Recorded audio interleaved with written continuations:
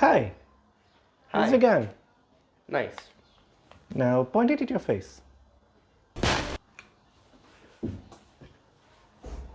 Isn't technology great? I mean, what would we do without smartphones and streaming and CGI? Today you can watch Jurassic Park on your smartphone, wherever you go. Those dinosaurs are really smart. Anyway, technology can be used for good, like with smartphones, or evil, like with the dinosaurs, or source control systems.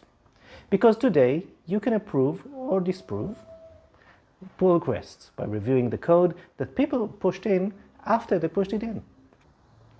Imagine you're a team leader of 5 people and you have to review all their code. You can batch all code reviews in one afternoon. Isn't that great? Not really. Why do we do code reviews? Here are a few reasons that don't translate well into the not so personal code review. The why behind the code. Give feedback based on that why. Develop patterns of this is how we code here. Fix problems before code is pushed. Like we learned in Jurassic Park, the scientists were so preoccupied with whether they could, they didn't stop to think if they should. Scientists, tool vendors, potato potato.